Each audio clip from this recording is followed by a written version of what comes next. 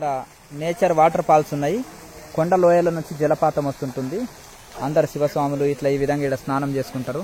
పెద్ద పెద్ద వృక్షాలు అనమాట. ఇవి చాలా పురాతనమైన వృక్షాలు. లోపల నుంచి నీటి తేమ ఉంటుంది, నీటి జలపాతం ఉంటుంది కాబట్టి ఎప్పుడు పచ్చగా ఉంటుంది. ఈ విధంగా ఈ లోయలో నుంచి ఇలాగే నీరు పారుతుంటాయి. ఇప్పుడు ఈ విధంగా ఇక్కడి నుంచి పై నుంచి కొండల నుంచి వస్తుంటాయి ఈ నీళ్లు.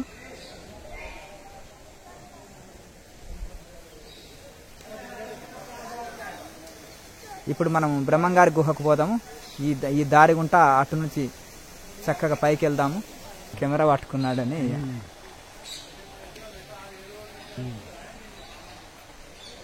ఈ విధంగా ఓం నమ శివాయ. ఇప్పుడు బ్రహ్మంగారి గుహకు వెళ్దాం మనము. ఇట్లా ఈ మహావృక్షాలు చూడండి ఎంత పురాతనమైనవి. ఇవి మర్రి వృక్షాలు. చక్కగా ఇక ఊడలు కొట్టివేయకుంటే ఇంకా పెద్ద వృక్షాలు అయితే కానీ ఊడలు తీసేస్తుంటారు. ఇక ఈ విధంగా చక్కగా జై హనుమాన్. బ్రహ్మంగారి గుహకు వెళ్తున్నాము. బ్రహ్మంగారు అచ్చమ్మకు గరిమిరెడ్డికి ఉపదేశం చేసిన గుహ. వారు కొంతకాలం తపస్సు చేసుకున్నారు. ఇక్కడ మొత్తం కొబ్బరి వృక్షాలతోటి అద్భుతంగా ఉంది. సూర్యోదయం. ఓం నమ శివాయ. ఇక్కడ బ్రహ్మంగారి గుహకు వెళ్తున్నాము. ముఖద్వారంలోకి ప్రవేశిస్తున్నాము. బ్యాక్ సైడ్ అంటే వెనక సైడ్ ఈ విధంగా ఉంటుంది లొకేషన్. లోపలికి ఎంట్రీ అవుతున్నాం ముఖద్వారంలో.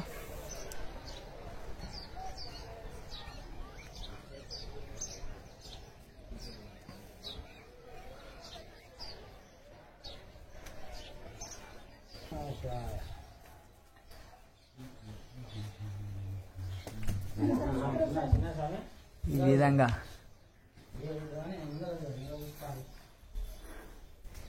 ఎంత అద్భుతమైన గుహ చూడండి. లోపలికి వెళ్తున్నాం. జై వీరబ్రహ్మేంద్ర స్వామి మహారాజుకి జై. బ్రహ్మంగారి గుహ. వారు కొంతకాలం తపస్సు చేశారు. అలాగే గరిమిరెడ్డి అచ్చమ్మకు ఈ గుహలో ఉపదేశం చేశారు.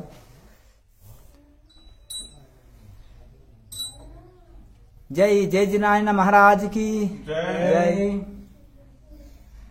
శ్రీ శ్రీ శ్రీ పోతులూరు వీరబ్రహ్మేంద్ర స్వాముల వారికి జై. చక్కగా ఇంట్లో సాధు మహాత్ములు ధ్యానంలో ఉన్నారు.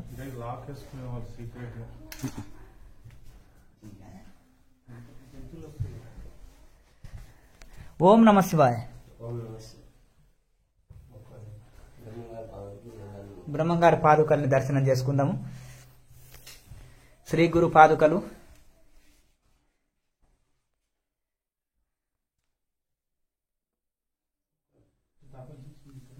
పదహారవ శతాబ్దంలో కర్ణాటక పాపాగ్ని మాట నుంచి ఆత్రి మహామన్ ఆశ్రమం నుంచి వచ్చారు. ఆయన 12 ఏళ్ల బాలుగా వచ్చారు. 12 ఏళ్ళు ఈ ప్రాంతంలో ఉన్నారు బ్రహ్మంగారు.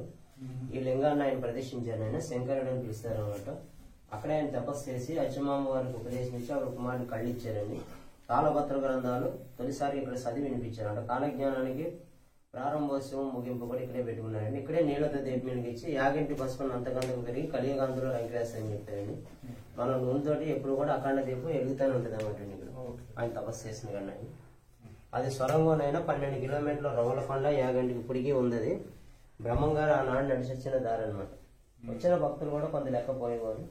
పావులు కట్టనైనా బంద్ చేశారు అన్నమాట. అవునండి. ఈ గృహాలన్నీ కూడా సహజంగా ఏర్పడి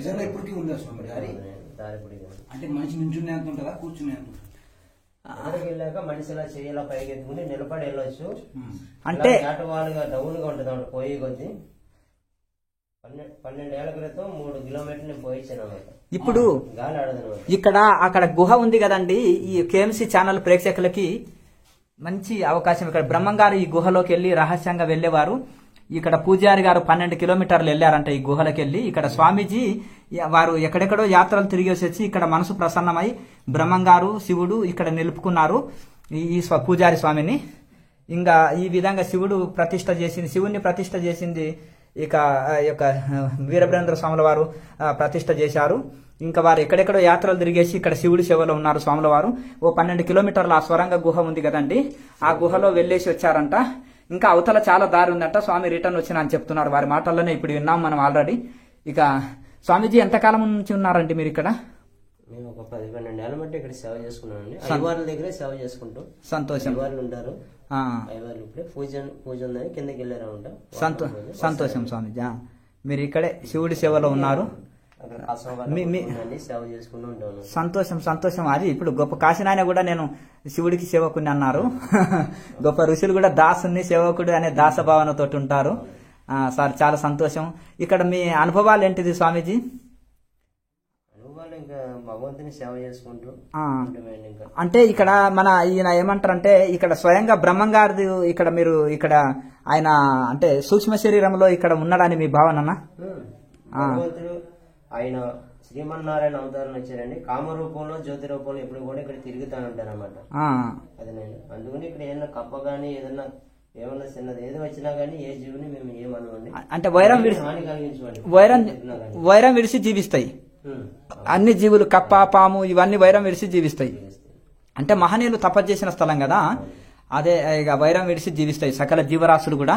ఆ గుహ స్వరంగం మీరు 12 కిలోమీటర్లు వెళ్ళారా స్వామీజీ? 3 కిలోమీటర్ల దాకా వెళ్ళారు. 12 ఏళ్ల కింద 3 కిలోమీటర్లు వెళ్ళారు. మనిషి ఉండలేడు, వెళ్ళలేరు. కానీ ఉత్తరాఖండ్ లో మా గురువులు ఇంట్లో కూర్చుని ధ్యానం చేయడం నేర్పుతారా ఉంటా. అన్ని ఐస్ పర్వతాలు కాబట్టి అక్కడ ఆక్సిజన్ లేకపోయినా కానీ మాకు కొంచెం ఏమీ కాదనమాట. అక్కడ అమర్నాథ్ గడ్డ వెళ్ళేటప్పుడు గణేష్ టాప్ అని తగ్గుతుంది. అంతా మైదానం అంతా కూడా ఐస్ కప్పు ఉంటుందంట. అక్కడ మామూలుగా రాజయోగులు వెళ్తే వాళ్ళు నడిచి పాదయాత్ర తోటి పోలేదు. అక్కడ ప్రతి ఒక్కరు కూడా ఆక్సిజన్ పెట్టుకోవాలి. మాకు అది అవసరం లేకుండా మా గురువులు ఇచ్చిన అనుగ్రహంతో మేము పోయించండి. ఒక 3 కిలోమీటర్లు దాదాపు ఒక 4.5 గంటలు పట్టిందాము. 3 కిలోమీటర్లకి 4.5 గంటలు పట్టింది. లోపల స్థానం కదా, ఎంత పవర్ఫుల్ లైట్ వేసినా కానీ కాంతి ఎదరికి ప్రకాశించదు. చిన్న చుక్కలాగా నీళ్ళలాగా పడుతుంది. మనం ఏమన్నా ఓంకార శబ్దం గట్ట ఏమన్నా చేస్తే మళ్ళీ తిరిగి మన చెవుల్లోకి వస్తుంది అన్నమాట. అంటే అది చాలా చిన్న స్వరంగం కదా స్వామి, విపరీతమైన బయటికి ఇలాగే కనపడుతుంది. కొంచెం ఎదరికి వెళ్ళాక రౌండ్ ఆర్చ్ లాగా ఉంది నాయన. అది దాటుకుని వెళ్తే 4 పక్కలకి 4 దారులు ఉన్నాయి. పోయే కొద్దీ ఇలా ఏటవాళ్ళుగా డౌన్ గా పోయేలా ఉంటుంది. కానీ ఊపిరి ఆడక చెమటలు వచ్చేసి విపరీతమైన చెమటలు వచ్చేస్తాయి. బకెట్ తో స్నానం చేసినట్టు అయిపోతుంది శరీరం. అయితే ఇప్పుడు 3 కిలోమీటర్లు మీరు ప్రయత్నం చేశారు. మీరు ఉత్తరాఖండ్ లో అంటున్నారు కదా, హిమాలయ పర్వతాల్లో ఎక్కడ ఏ ప్రాంతంలో ఉన్నారు స్వామీజీ? మా గురువులు ఉన్నది ఎక్కువ యమునోత్రి. వాళ్ళు సన్నిహితులు ఉంటారండి. ప్రతి చోట ఉంటారు. హరిద్వారం, ఋషికేశ్, అంటే వాళ్ళ బద్రీనాథ్, మణి మహేష్ ఇవన్నీ కూడా. అంటే ఇప్పుడు మీ గురువు గారి శిష్యులు గాని ఆయనతో సమకాలికులు గాని అక్కడ ఉంటారు. ఇప్పుడు మీరు ఎంతకాలం ఉన్నారు స్వామీజీ హిమాలయాల్లో? 6 సంవత్సరాలు. అంటే యమునోత్రి ఏరియాలో ఉన్నారా? సరే. అంటే మీ గురువులు మీకు ప్రాణాయామాభ్యాసం, యోగాభ్యాసం, ధ్యానాభ్యాసం నేర్పినట్టున్నారు. అందుకనే మీరు ఇంకా గుహలో వెళ్ళడానికి ప్రయత్నం చేశారు. అంటే ఆక్సిజన్ లేని చోట కూడా కొంత ఉండగలుగుతారు మీరు. అవునండి, అవును. గుహల్లో ఎక్కడ ఉండదు. ఇది మీరు కాశిరెడ్డి నాయనని దర్శించారా స్వామీజీ?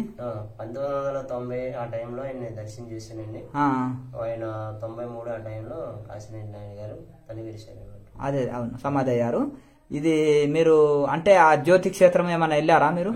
ఆహోబిలం జ్యోతి క్షేత్రం పాదయాత్రతోటే పోయానండి. ఇలాగా దిగువ అహోబిలం నుంచి యోగానంద గాని వెళ్ళాను. అటు నుంచి కాశీనాయన ఆశ్రమం కానిసి, ఎరుకులాం ఆశ్రమం కానిసి, ఇలా పావన నరసింహాన్ని దర్శనం చేసుకుండి అలా అహోబిలం వెళ్ళి నవనరసింహాలు అన్ని చూసాను అన్నమాట. అక్కడ కాళింగ నరసింహస్వామి, జ్వాలా నరసింహస్వామి, మాలోల నరసింహస్వామి, వరహా నరసింహస్వామి, ప్రహ్లాదుని బడి, సెంచులక్ష్మి అమ్మవారి బండ, అహోబిలం అంటే అహో అంటే ఆశ్చర్యకరమైన, బిలం అంటే గృహ. ఆశ్చర్యకరమైన గృహలో ఆ నరసింహస్వామి ఉద్భవించారు కాబట్టి అహోబిలం అని పిలుస్తారు అన్నమాట. అక్కడ ఒక కొండ కూడా గరుడు పక్షి ఆకారం ఉంటుంది అన్నమాట. స్వామివారి గాలిగోపురం ఎదుర్కొండ అనమాట. ఇప్పుడు అంటే హిమాలయాల్లో ఇంకా మీ గురువులు ఉన్నారా స్వామీజీ ఇప్పటికి? మా గురువుల యొక్క సన్నిహితులు ఉన్నారు. మా గురువులు కాలం చేసి సమాధి అయ్యారు వాళ్ళు. సరే సరే. నాకు ఉపదేశం ఇచ్చేటప్పటికే ఆయనకి దాదాపు 90 ఏళ్ళు ఉంటాయి. 90 ఏళ్ళు ఉన్నాయి మీకు ఉపదేశం ఇచ్చినప్పుడు.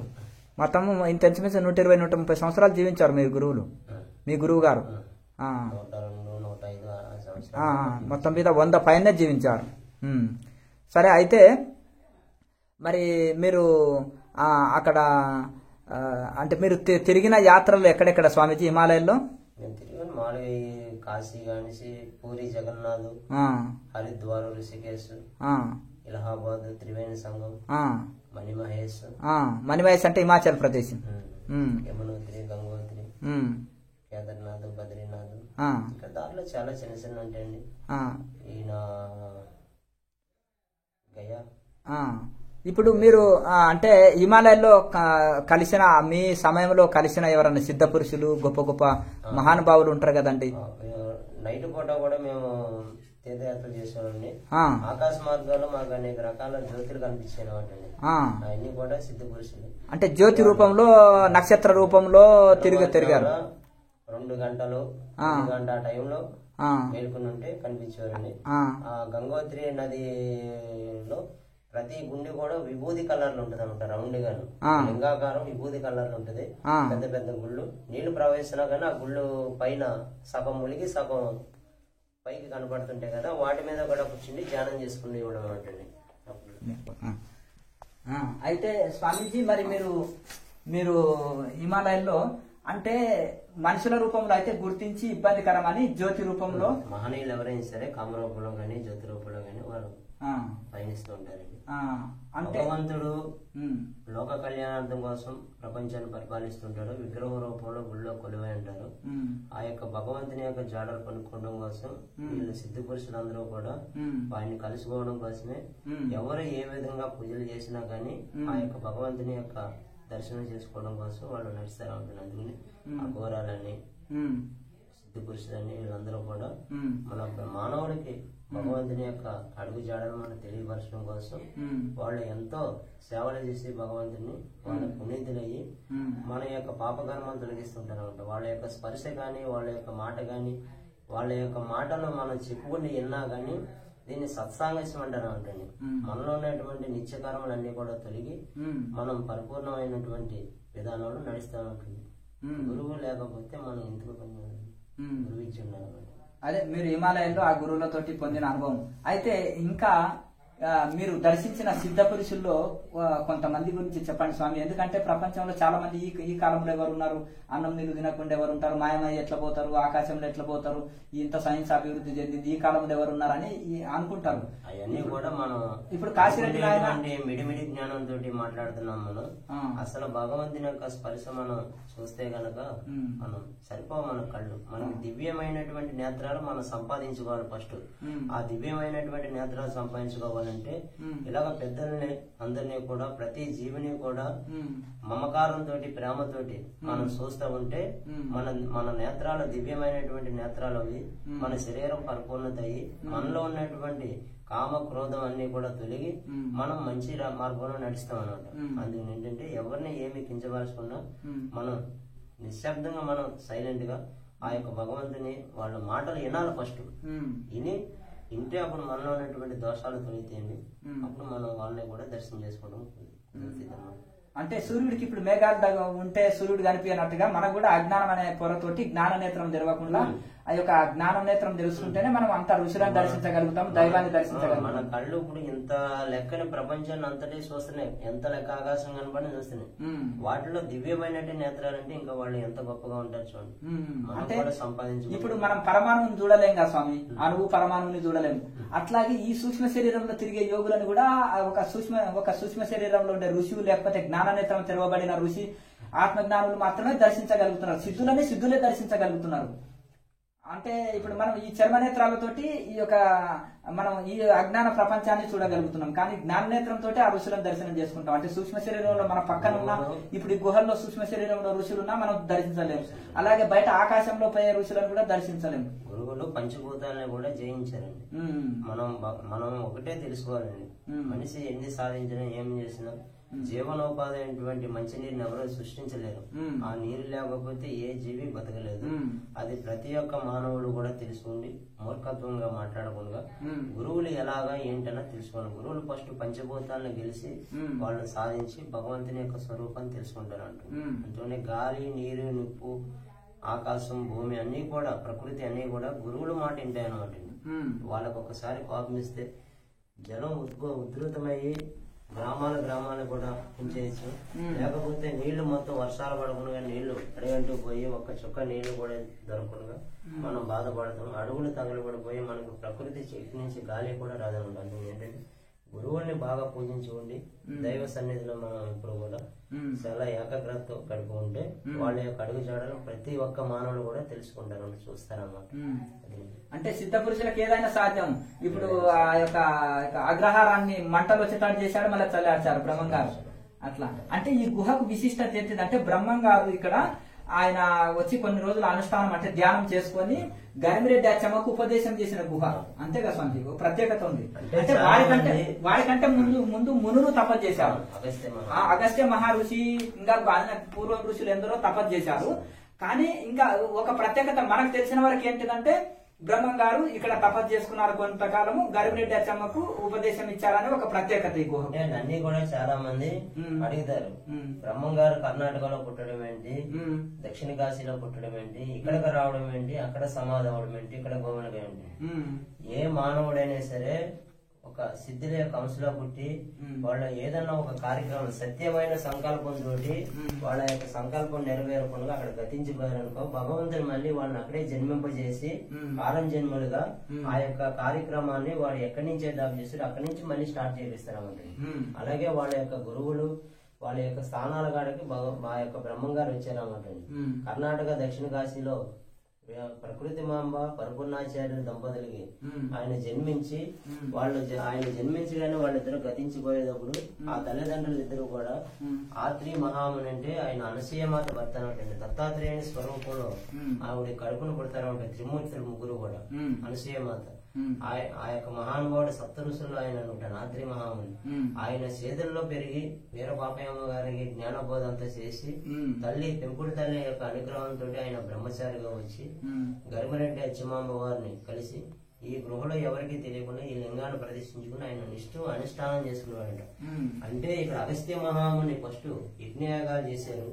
ఇక్కడ కాకి శనేశ్వరే కాదు ఎటువంటి రాక్షసత్వం భూతభేద పిశాచాలు ఉండకూడదని ఆయన శాపం పెట్టారు. కాబట్టి ఆయన ఈ యొక్క కొండలకు మంత్రసిద్ధి ఎక్కువగా లభిస్తుంది. కాబట్టి ఈ స్థానాన్ని బ్రహ్మం గారు ఎంచుకుని సూర్యోదయం సంధ్యావందనం అనుష్ఠానం అన్ని కూడా పూర్తి చేసుకుని వెళ్ళి అక్కడ కార్యక్రమం రాసుకున్నారు కాలజ్ఞానం. అందుకండి ఇక్కడ ఎటువంటి రాక్షసత్వం శనికి వాహనం ఏమి లేవు కానీ ఎటువంటి దుష్టగ్రహాలు గాని కలిపురుషుని యొక్క ప్రభావం కానీ పడకుండా ఆయన కార్యక్రమం నిర్విఘ్నంగా సాగడం వరకే బ్రహ్మం గారు ఇక్కడ నుంచి పూజ చేసుకుని వెళ్ళేవారు. అంటే అగస్త్య ఋషి యొక్క అనుగ్రహము ఆయన యొక్క శాపం వలన బ్రహ్మ రాక్షసులు గాని దుష్టులు గాని గ్రహాల ప్రభావం ఉండదు.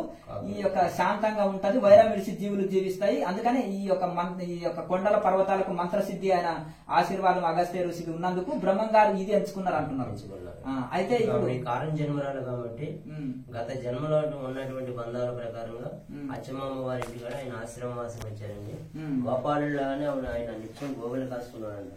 వాళ్ళ తోటి పాలగాళ్ళు అందరూ కూడా ఆమెకి ఫిర్యాదు చేస్తున్నారంట, ఈ మనిషి కనబడతలేదు, గోవులు ఎటువంటి పోయినా ఏమి చేసినా పులులు సింహాలు తిరిగేటువంటి రోజులని వాళ్ళు భయపడి చెప్పినా గానీ కడుపు నిండా మేత వేసి పుష్కలంగా పాలిస్తున్నా కదా ఈ బాలుని మనం ఏమనాలి అని ఆవిడ అనేది కాదు. లాస్ట్ టైం అసలు ఈయన ఒక దివ్య స్వరూపంలా ఉన్నాడని ఆవిడ చాటు నుంచి చూసినాక అంటే ఆవిడ చూస్తుందని బ్రహ్మం గారికి తెలుసు. ఆ దివ్య స్వరూపాన్ని ఆవిడే దర్శనం చేసుకుంటే అనుగ్రహం ఉంది కాబట్టి ఆవిడకి దర్శనం ఇచ్చారండి. అక్కడితో ఆవిడ పాపకర్మలన్నీ కూడా లేకొని అప్పుడు ఆయన ఉపదేశం ఇచ్చారండి. ఏ గురువు అయినా ఒక ఉపదేశం ఇవ్వాలంటే ఒక శిష్యురాలుగా కానీ శిష్యునిగా ఉపదేశం ఇవ్వాలంటే ముందు వాళ్ళ యొక్క జన్మాంతరంలో ఉన్నటువంటి పాపకర్మలన్నీ కూడా తొలగించి అప్పుడు ఉపదేశం ఇస్తారన్నమాట. అందుకనే వాడి వయసు ఎంత ఉన్నా కానీ ఫస్ట్ బాల బ్రహ్మచారిగా ఆయన తయారు చేసి మళ్ళీ వాడికి మొత్తం బాల్యం కానీ అన్ని కూడా ఆయన సమకూర్చిస్తారన్నమాట. ఆ విధంగా అచ్చమామ వారి యొక్క కర్మలు దిగాక ఆయన ఉపదేశం ఇచ్చారు. అదే మొత్తం వాళ్ళ కర్మ చేయనాకనే వాళ్ళ కుమారుడికి కళ్ళు ఇవ్వడము, తర్వాత వారికి ఉపదేశం చేయడం గురువు అది అనుగ్రహించారు. గత జన్మ సంస్కారం చేతనే వాళ్ళకు ఇది కలిగింది. మరి ఇక్కడ ఈ గుహలో ఇంకా మీ అనుభవాలు చెప్పండి స్వామిజీ. అనుభవాలు చాలా ఉంటాయండి. ఎందుకంటే ముఖ్యమైన తెల్లవారుజామున బ్రహ్మముహూర్త కాలంలో మనం దేవతలు ఋషులందరూ కూడా పూజలు చేసేటువంటి టైం. గర్భగుడిలో దీపమల్లని చూపు దేవతల యొక్క అడుగుజాడలు ఇక్కడ ఉంటాయి అనమాట. ఒకవేళ దీపం గట్ట లేకుండా ఉంటే రాక్షసులు వచ్చి వాళ్ళ పూజలు చేసుకుంటారు కాబట్టి అవి మనకి సరిపోవు కాబట్టి మనం ఎప్పుడు కూడా దీపం వెలిగించి భగవంతునికి అన్ని సేవలు చేస్తాం కాబట్టి ఇక్కడికి వచ్చేటప్పుడు ఫస్ట్ తెల్లవారుజామున ఒక సుగంధమైన ద్రవ్యాలైనటువంటి సువాసనలు వస్తాయి అన్నమాట.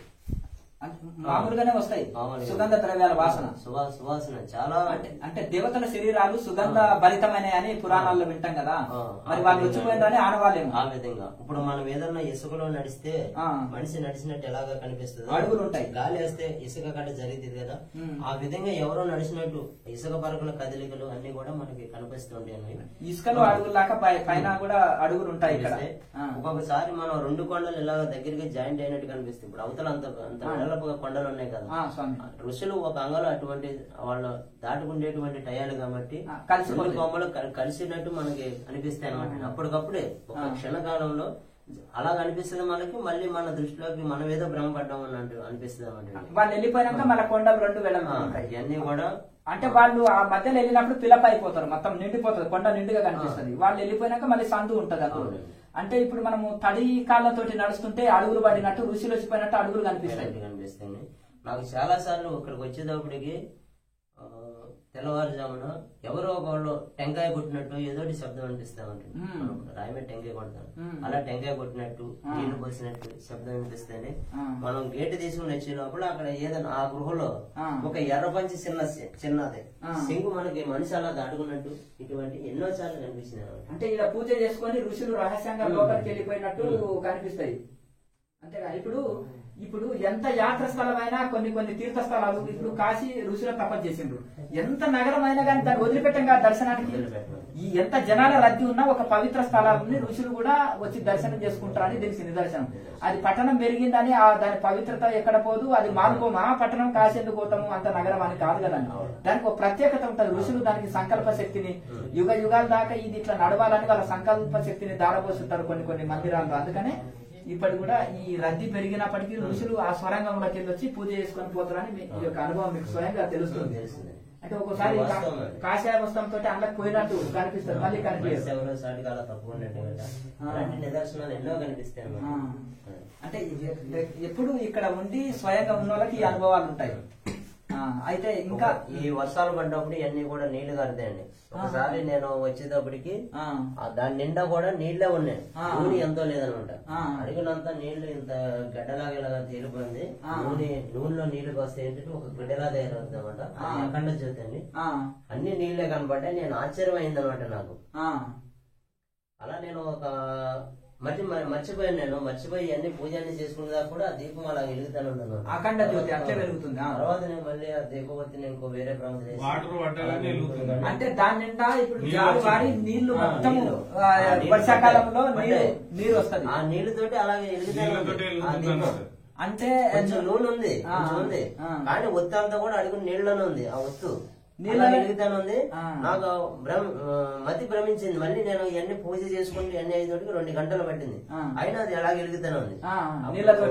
అప్పుడు లాక్డౌన్ అనమాట, ఎవరు భక్తులు ఎవరు రాలేదు. నాకు చాలా ఆశ్చర్యం వేసిందండి.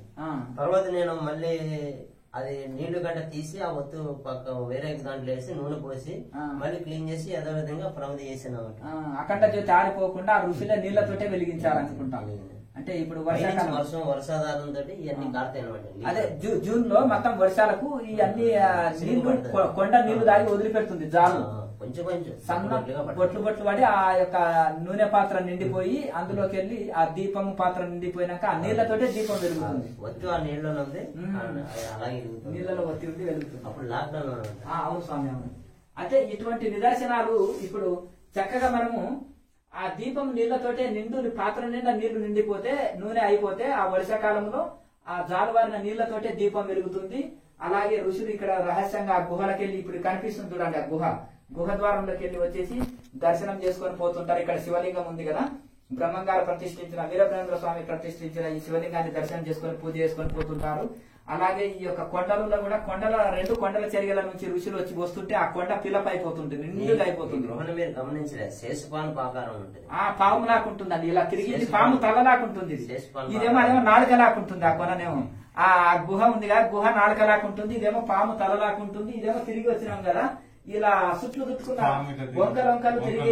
వంకలుగా తిరిగి వచ్చిన పాము లాకుంటుంది. నిజమండి గుహ శేషపాను చూసి ఎత్తు, ఇంకోటి ఎత్తు కూడా లేదు కదా, పాము తలంతా ఎత్తుగానే ఉంది. ఇది చాలా అద్భుతంగా ఉంది. శేషనాగు గుహ అంటారంట. ఇది శేషనాగు గుహ. నాగుపాము లాగా తల, ఇది తల కూర్చున్నది. ఇదేమో అంటే శంకర గృహ అంటారు. 3 గృహాలని కూడా బ్రహ్మ విష్ణు మహేశ్వరుగా పూజిస్తారు అంటారు. ఈ గృహాన్ని అంటే ఇప్పుడు మొదటి గుహ అగస్త్య గుహ, తర్వాత వెంకటేశ్వర స్వామి, మూడోది శంకర గృహ. అదే బ్రహ్మ విష్ణు మహేశ్వర గుహలు అంటారు. ఇప్పుడు మధ్యలో వెంకటేశ్వర స్వామి గుహని విష్ణు గుహ అంటారు.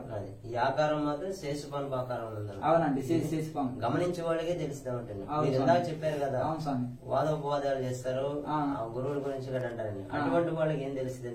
ఇక్కడికి వచ్చి చూడాలి మనం, ఇక్కడ తన్మయం అవ్వాలండి. అసలు ఏమిటి ఇలాగ ఉందంటే ఇక్కడికి వచ్చాక ఇలా బెండి తిరిగింది. అది చూడండి ఆ శేషపానుకు. దాన్ని బట్టే మనం తెలుసుకుంటే కరెక్ట్ ఇక్కడ శేషపాను ఆకారం వస్తుంది. అవునవును, అట్లా శేషపాము ఇచ్చారు. అలాగా భగవంతుని యొక్క స్వరూపాలు మనం మెడిమిడి జ్ఞానంతో ఇంట్లో పాములు ఉంటాయా స్వామి? మరి కప్పలు ఇక్కడ నుంచి అట్లా వెళ్ళి వాటికి సంబంధం లేదు. అవి కొండ పాములు, వాటికి ఎప్పుడో వాటి మానవులు ఏంటో వచ్చి తిరిగి వెళ్ళిపోతాయి. అంటే కప్ప వచ్చింది కదా, అంటే ఈ కప్ప పాము వైరం విడిచి జీవిస్తాయి కదండి. వాటికి అసలు విరోధం లేదు, అదే వైరం విడిచి జీవిస్తాయి. ఈ కప్పలు ఎంతో కాలం బట్టి చూస్తున్నాను, బయటికి వెళ్తే పాములు తినమంటారు. మామూలుగా పాము కప్పను చూసే వరకు తక్కువ మింగి వేస్తుంది, కానీ ఆ ఋషి ప్రభావం చేత, ఈ యొక్క అగస్త్య ఋషి బ్రహ్మంగారి ప్రభావం చేత ఇక్కడ కప్ప పాము వైరం లేకుండా ఫ్రెండ్స్ లాకుంటాయి. ఒకే శివుడు పార్వతి ఏకశిల్లో ఉన్నారండి. శివుడు రుద్రాకారంలో ఉండమంటాడు, చాలా శాంతంగా ఉంటాడు. ఆ యొక్క పార్వతీ పరమేశ్వరుని దర్శనం చేసుకోగానే భార్యాభర్తల మధ్యన నుంచున్నాయండి దర్శనం చేసుకుని ప్రేమానుబంధాలు పెరుగుతాయండి. ఎటువంటి వాళ్ళకి ఏం సరే కోపతాపాలను ప్రేమానుబంధాలు పెరుగుతాయి. సంతానం, కళ్యాణం లేటుగా వాళ్ళకైనా ఆ యొక్క సంకల్పాలు ఆ యొక్క పరమేశ్వరుడు సాక్షాత్తు వరం ఇస్తారన్నమాట. ఇక్కడ పెరిగి నంది శివుడు కూడా వాళ్ళు ఆ యొక్క సంకల్పాలు చెప్పుకుని వెళ్తారన్నమాట. ఎన్నో కష్టాలు ఉన్న వాళ్ళు వస్తారండి, వాళ్ళ యొక్క కష్టాలన్నీ కూడా నెరవేర్తిస్తారు. స్వామి ఇంకొకటి ఇక్కడ ఇంకా చాలా ధన్యవాదం స్వామీజీ మీకు. ఓం నమ శివాయ. మీకు కూడా ధన్యవాదాలు, మీరు మా సన్నిహితులు. బ్రహ్మంగారి గృహ దగ్గర ఇప్పుడు మంచి సత్సంగం చేసినాం కదా, అది శేషనాగు పాములాగా తల, ఇది తలలాగా అక్కడ లోపల ఉంటుంది, ఇక్కడ తోకలాగా ఉంటుంది. ఆ స్వామి చక్కగా సత్సంగం చేశారు ఇప్పుడు మనకు. ఇక చక్కగా ఇది పాము సౌండ్ రౌండ్ గా తిరిగినట్టుగా ఇలా ఉంటుంది. ఇది అద్భుతంగా ఇట్లా తిరుగుతూ ఉంది కాబట్టి పాము తలలాగా తిరిగింది. ఇప్పుడు ఆ పూజారి స్వామి ఇక్కడే ఉన్నారు కనుక చక్కగా మనకు సత్సంగం చేశారు. ఇక్కడ ఈ విధంగా గుహ ఇప్పుడే చూసుకున్నాము. ఓం నమ శివాయ. ఇప్పుడు బ్రహ్మంగారి గుహ నుంచి మళ్ళీ కిందికి బయటికి వెళ్ళే ఎంట్రన్స్ ఇది. ఇట్లా టెంపుల్ ఈ విధంగా ఉంటుంది. కర్ణాటకకి వెళ్ళి కూడా చాలా మంది వస్తారు. ఈ యూత్ అంతా బళ్ళారికి వెళ్ళి వచ్చినట్టున్నారు. అంతా అంటే కర్ణాటక వాళ్ళు బాగా వస్తారు. బ్రహ్మంగారు కూడా పాపాగ్ని మఠం బ్రహ్మ అక్కడే కదా, కర్ణాటక నుంచి వచ్చారు. కోతులు, విపరీతమైన కోతులు ఉంటాయి ఇక్కడ. క్షేత్రపాలకుడైన మన వీరభద్ర స్వామిని దర్శనం చేసుకుంటున్నాము. మెయిన్ మందిరము పక్క నుంచి ఈ పర్వతాలు ఇలా కనిపిస్తాయి. అన్ని ఒక ఋషుల రూపంలో ఒక అద్భుతమైన శిల్పాఖండాలతో ఉన్నాయి ఈ కొండలు కూడా. క్షేత్రపాలకుడు వీరభద్రుని దేవాలయం పక్క నుంచి ఈ విధంగా లొకేషన్ ఉంది.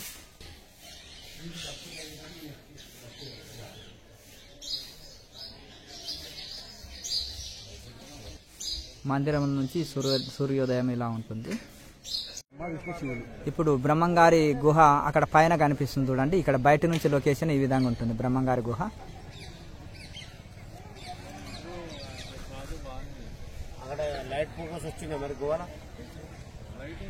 ఇక్కడ కోతులు చాలా ఉంటాయి. ఇక్కడ మహావృక్షాల మధ్యలో ఉంటుంది.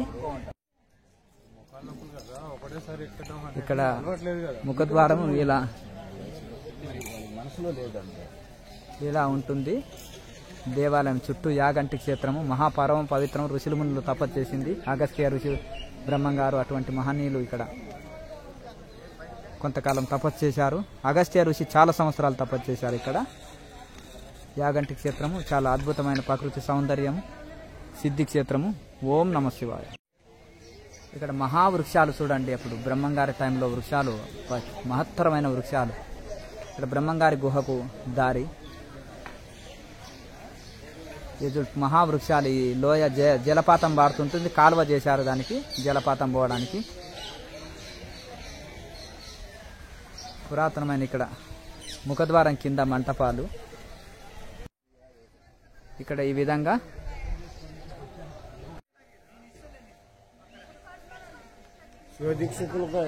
ఇక్కడి నుంచి ఈ విధంగా కిందికి ఇట్లే మెట్ల పోటీ వెళ్ళాలి. ఇప్పుడు బయటికి వెళ్ళే దారి ఈ విధంగా ఉంది. ముఖద్వారం నుంచి బయటికి వెళ్ళే దారి.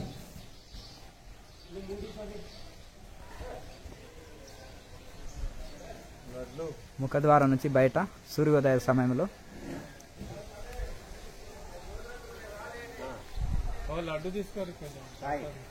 ఓం నమ శివాయ. మందిరంలో నుంచి ఈ విధంగా సూర్యోదయం అప్పుడు ఈ విధంగా ఉంది.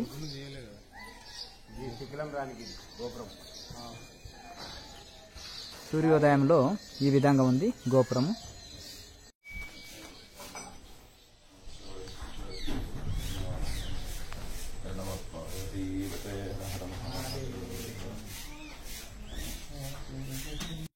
యాగంటి మందిరము ముఖద్వారం నుంచి ఈ యొక్క గుహ చక్కగా చూసుకోండి, దర్శనం చేసుకోండి. వెంకటేశ్వర స్వామి గుహ చక్కగా సూర్యుడు ఇప్పుడే వస్తున్నారు. అద్భుతంగా శివస్వాములు జపంలో ఉన్నారు. చక్కగా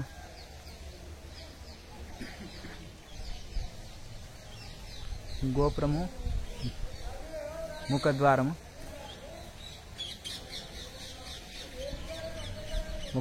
గోపురము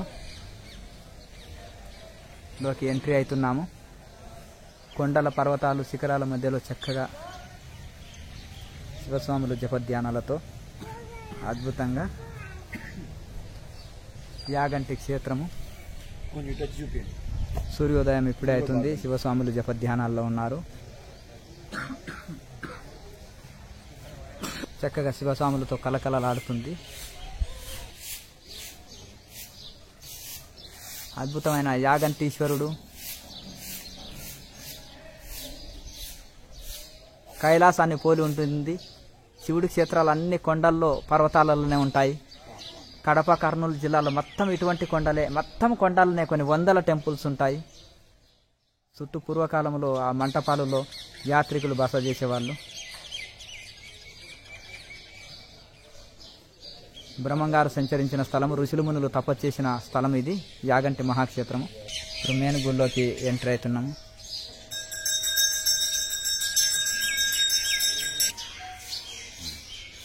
మెయిన్ గర్భాలయంలోకి ఎంట్రీ ఉండదు కాబట్టి ఇది కోను.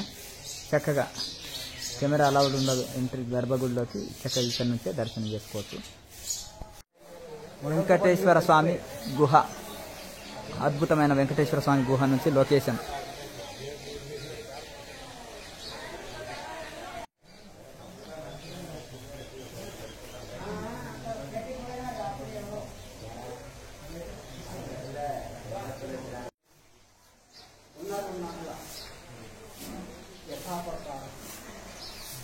ఇప్పుడు యాగంటి మందిరం ఈ వెంకటేశ్వర గుహ నుంచి ఈ విధంగా ఉంటుంది. శుక్రవారం అక్కడ అఖండ దీపం వెలిగిస్తారు ఈ కొండ పైన. శుక్రవారం, సోమవారం ఇంకో అక్కడ పైన దీపం కనిపిస్తుంది కదా, అఖండ దీపం వెలిగిస్తారు అన్నమాట. ఇక్కడ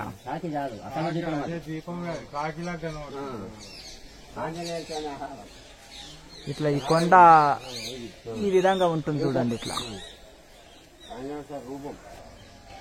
ఇప్పుడు మెయిన్ గర్భగుడి గోపురము. ఇక్కడ ఇంకా ఇక్కడ నంది చూడండి. ఇగో అక్కడ మంటపంలో నంది పెరుగుతుంది అన్నారు కదా. ఇక్కడ ఈ విధంగా మేము వచ్చినప్పుడు చుట్టూ ప్రదర్శన చేసుకునే అవకాశం ఉంటే ఇప్పుడు ఏమాత్రం ప్లేస్ లేకుండా పెరిగింది నంది. బ్రహ్మంగారు చెప్పిన యాగంటి బసవన్న లేచి రంకేసాను అన్నారు. నేను వచ్చే ముందు ఈ విధంగా జరుగుతుంది అన్నారు కనుక ఆ విధంగా నంది పెరుగుతుంది. ఇక్కడ చాలా పురాతనమైన వృక్షాలండి, చాలా కొన్ని పురాతనమైన వృక్షాలు కూడా ఉంటాయి. చాలా అన్ని రాయితోటి, ఇవే రాయితోటి చెక్కేశారు. అద్భుతంగా ఇక్కడ శిలాకాలం అన్నీ ఒక శిలా ఖండాలుగా, శిల్ప ఆకృతులుగా ఉంటాయి. ఓం నమ శివాయ్. మీరు బ్రహ్మంగారి గుహలో ఉంటారా స్వామి? 10 రోజులు ఇక్కడ, 10 రోజులు బ్రహ్మంగారి గుహలనా? బ్రహ్మంగారి గుహలో 20 రోజులు ఉంటారంట ఈ స్వామి. అన్ని యాత్రలు చేసుకొని వచ్చేసి ఇక్కడే సేవలో ఉన్నారు. మొత్తం అన్ని యాత్రలు తిరిగారు. ఇది చూడండి, బోర్డు ఉంది కదా, ఇక్కడ ఈ బోర్డు ప్రకారం కూడా మొత్తం డీటెయిల్స్ ఇచ్చిండు. ఇది ఎంత మంచిగా 5,000 అయితే 5,000 సంవత్సరాల కింద పూర్వం నుంచి ఉన్నాయని అన్ని డీటెయిల్స్ ఇక్కడ ఈ బోర్డులో ఇచ్చారు. ఇప్పుడు ఈ బ్రిడ్జి నుంచి, మెయిన్ టెంపుల్ నుంచి బ్రిడ్జి నుంచి ఇలా కూడా దారి ఉంది. ఇలా ఇప్పుడు మనం వెంకటేశ్వర స్వామి గుహ, ఇంట్లో వెంకటేశ్వర స్వామి వెలిచారు, ఆ గుహలోకి వెళ్తున్నాము. ఓం నమో వెంకటేశాయ.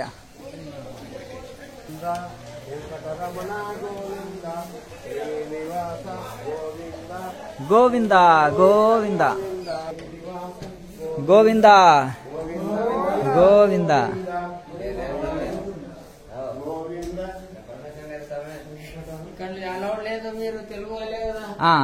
ఓకే, సరే స్వామి, సరే స్వామి. ఈ బోర్డు చూడండి, ఇక్కడ ఇది ఎన్ని సంవత్సరాల కింద ఏర్పడ్డది అనేది చక్కగా ఏర్పడ్డది. కోతులు చాలా అవేర్నెస్ గా పనిచేస్తున్నాయి. కోత కాపాలుగా ఉంది గుహకు.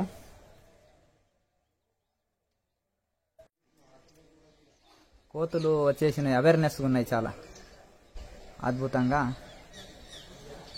ఇప్పుడు యాగంటి అగస్తీశ్వర గుహ నుంచి లొకేషన్ ఈ విధంగా ఉంటుంది.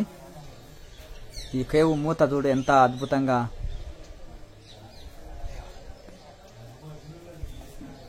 ఇలా వెళ్ళాలి, పైకి వెళ్ళాలి అన్నమాట, ఇలా పైకి వెళ్ళాలి.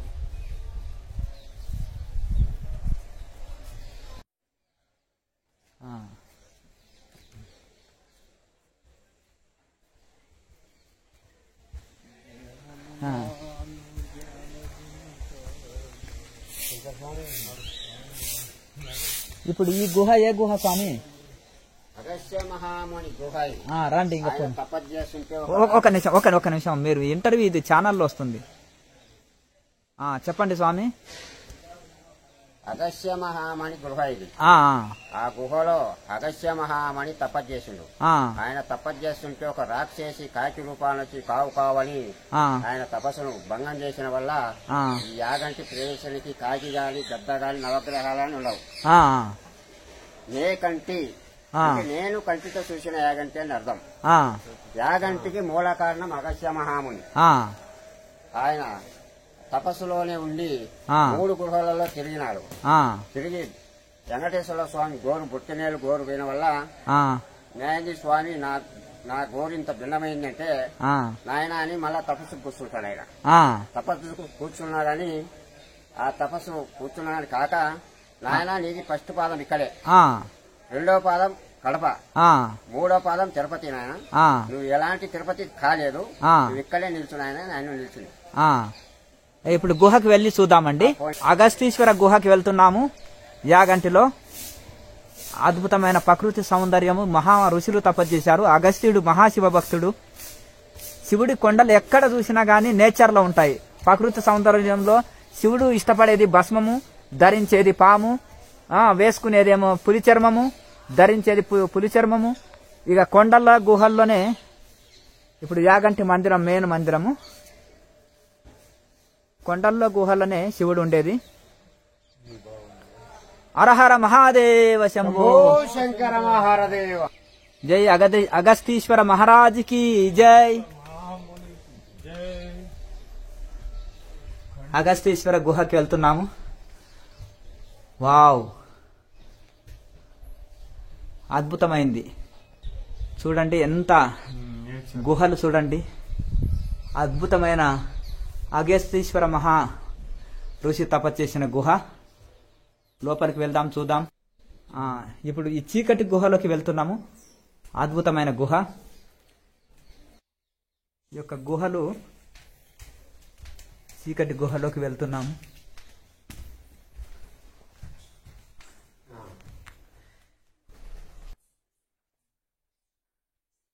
ఏమాత్రం లైటింగ్ లేదు. పైనుంచి వస్తుంది నేచర్ లైట్. పైనుంచి లైట్ లేదనుకుంటే పైనుంచి ఒక ఓపెన్ ప్లేస్ ఉంది, ఇట్లా లైట్ వస్తుంది.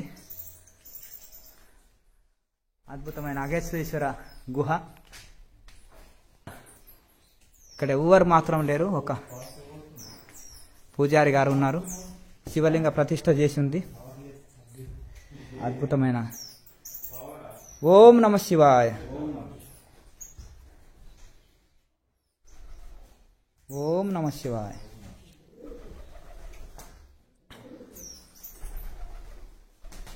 పెద్ద వయసు వాళ్ళకు, వృద్ధులకైతే దమ్ము వచ్చేస్తుంది. ఇక్కడ అగస్తీశ్వర ఋషి పాదుకలు ఉన్నాయి. ఇక్కడ త్రిశూలం పెట్టారు. హరహర మహాదేవ.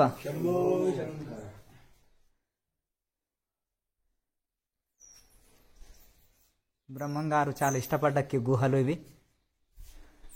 పై కప్పు తీస్తే ఇంకా అద్భుతంగా ఉంటుంది. ఇట్లా చూడండి, ఇక్కడ ఓపెన్ ఉంటుంది. అసలు మేము ఊహించలేదు, పిలపు ఉంటుంది అనుకున్నాము. కింది నుంచేమో పిలపు ఉంది, ఇక్కడేమో ఇలా ఇలా ఉంది అన్నమాట దారి. మనము ఇప్పుడు యాగంటి మందిరం దగ్గర ఉన్నాము. ఎంత నేచర్ ఉంది చూడండి, ఎంత మంచి ప్రకృతి సౌందర్యంలో. ఒక్కొక్కటి ఒక గోపురాల లాగా, దేవాలయాల లాగా మారిపోయినాయి అన్ని కొండలే. ఆ విధంగా సజీవంలో ఉండే ఋషుల్లాగా ఉన్నారు. ఇప్పుడిప్పుడే కోతులు కూడా వస్తున్నాయి. ఇక తెల్లవారుజామున నేచర్ వాటర్ ఇది చక్కగా మంచిగా కొండల్లో మహానందిలో వచ్చినట్టు మంచిగా నీరు వస్తుంటుంది. ఇది ఇక అద్భుతమైన ఇది బ్రహ్మంగారు ఇక్కడ సంచరించిన స్థలము. గొప్ప గొప్ప ఋషులు తపస్సు చేసిన గుహలు కూడా ఉన్నాయి. అగస్త్య మహాముని తపస్సు చేసిన గుహ. అగస్త్య ఋషి కూడా తపస్సు చేసిండ్రు. ఇక అద్భుతమైన కొండలు, చిన్న చిన్న గుహలు.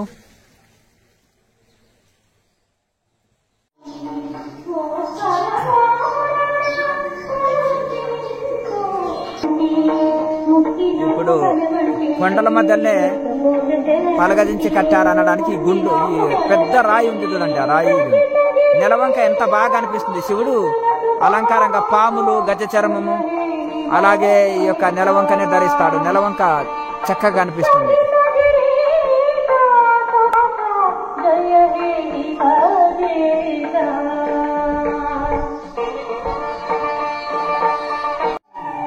యాగంటి మందిరం అద్భుతమైన కళాశిల్పం. కోతులు బాగుంటాయి ఇక్కడ.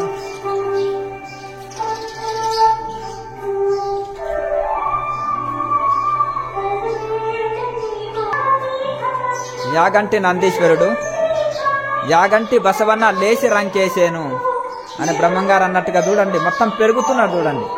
ప్రదర్శన చేసేటట్టుండే మేము కొత్తలో వచ్చినప్పుడు ఇక్కడ ఏం ప్లేస్ లేకుండా అడ్జస్ట్ అండి పిల్లర్స్ మధ్యలో. నంది ఎంత పెరుగుతుంది చూడండి. కొన్ని సైంటిఫిక్ రీజన్ ఉంటాయి అదే మన టెంపుల్స్లలో. నంది చుట్టూ ప్రదర్శన చేసుకోవడానికి ఉండే ఇప్పుడు ఏడ ప్లేస్ లేదు, మొత్తం పెరిగిపోయింది.